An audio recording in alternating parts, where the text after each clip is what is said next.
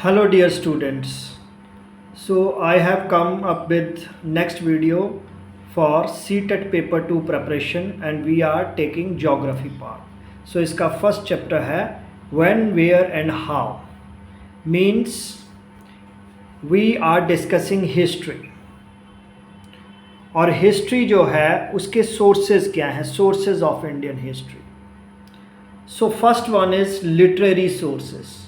Literary sources means they are related to literature, right? They are related to literature.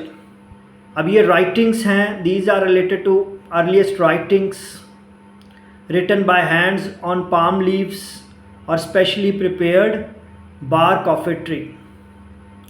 हमारे पास literary sources क्या हैं? Most important जो Hindu literature है जैसे रामायणा है, वी हैव महाभारता, उपनिषद हैं हमारे, जैन और बुद्धिस्ट लिटरेचर है, उसमें जैसे दीपवंसा है, महावंसा है, गार्गी संहिता है, इसके बाद पाणिनि की ग्रामर है, Kautilya's Arthashastra is there, then Manusmriti is there, Mudra Rakshasa वो है, कालिदास की राइटिंग्स हैं, राइट, बाणभट्टा की हरिश्चंद्र चरित्र है, कलहन की राजतरंगिणी है, ओके, न्यायचंद्र की हमीर काव्य है. इस तरह के लिटरेचर के जो वर्क्स हैं, लिटरेरी सोर्सेज हैं, they are most important and reliable sources of history.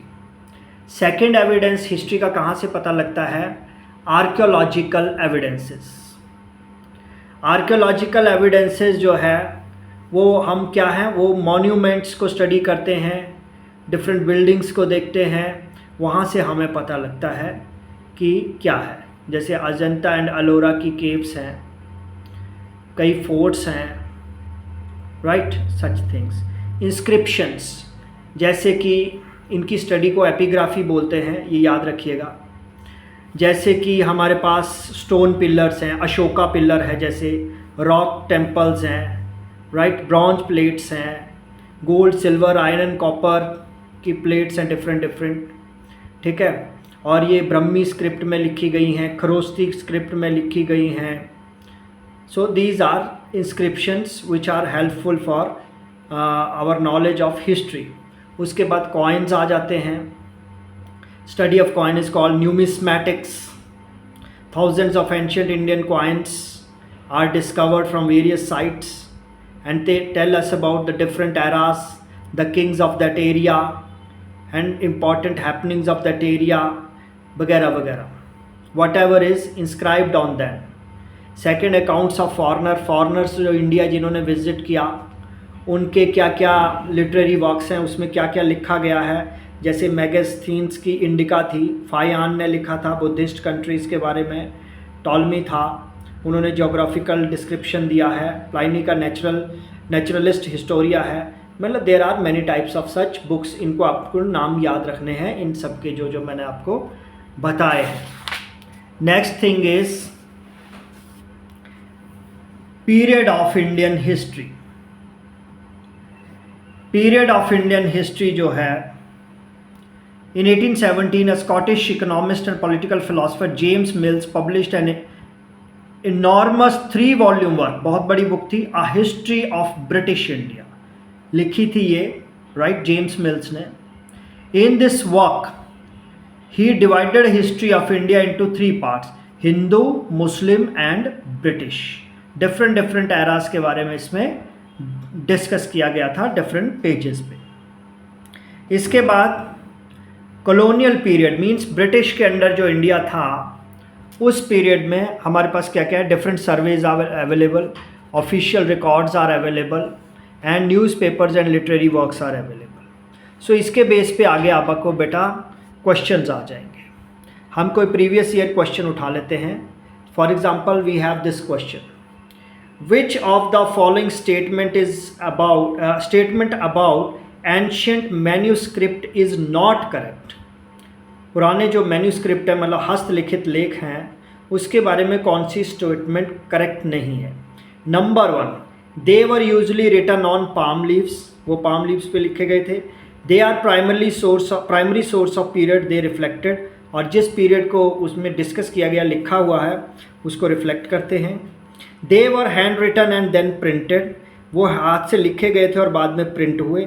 Some manuscript were engraved on stone और मेटल, और कुछ मैन्यूस्क्रिप्ट जो थे वो स्टोन पे नकाशे गए थे या मेटल पे। एनग्रेव्ड ये होता है नकाशना। तो 13th क्वेश्चन है ये आपका, मतलब ये सीटेट का क्वेश्चन है आपका, एंड आपको इसमें से बताना है कि करेक्ट कोई नहीं है। तो आप इसका आंसर फाइंड आउट करिए क्या हो सकता है, सोचिए ज़रा, सोचिए, then you will get the answer. और भी क्वेश्चन हम इसमें देखेंगे कि क्या है, ठीक है। अब इसमें correct answer we will find it out has it is third one is mentioned in your book. अब देखते हैं हम, they were hand written and then printed. बताइए प्रिंटिंग टेक्नोलॉजी जो है वो 19th सेंचुरी के स्टार्ट में, यानी 1800 समथिंग में स्टार्ट हुई है। तो वो पहले प्रिंट कहाँ से हो जाएंगे, ये एक सिंपल सा नॉलेज है, क्योंकि we are discussing ancient history. तो थर्ड वन जो होगा इट इज़ नॉट करेक्ट।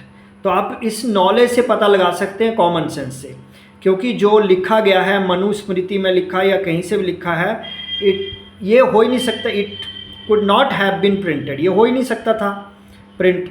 तो ये प्रिंट वाला ऑप्शन रॉन्ग होगा, थर्ड ऑप्शन। तो questions are easy, don't burden your mind with negative thoughts, हो जाता है इजीली प्रिपेयर। अब ये क्या है, the year 2012 can also be written as, year 2012 को हम कैसे लिखेंगे, AD 2012 या AP या BC या EC, राइट। अब इसको कैसे लिखेंगे, आपको पता है हमारे पास दो ऑप्शन सही आने हैं, AD और BC। अभी बिफोर क्राइस्ट चल रहा है, एंटीडोमिनेट चल रहा है, आपने बताना है ये, ठीक है। अब ऑप्शन देखिए, आप सोच लीजिए माइंड में, because I am not giving my bias, मैं इसलिए आपको क्वेश्चन वेरीफाई भी करवा रहा हूँ। Come to 15th, that is 1 लिखा है, तो AD ही चल रहा है, क्योंकि BC नहीं हो सकता, बिफोर क्राइस्ट तो ये हो ही नहीं सकता। So it is AD 2012। तो ये सिंपल सा क्वेश्चन है, सीटेट नवंबर 2012 में पूछा गया है, राइट।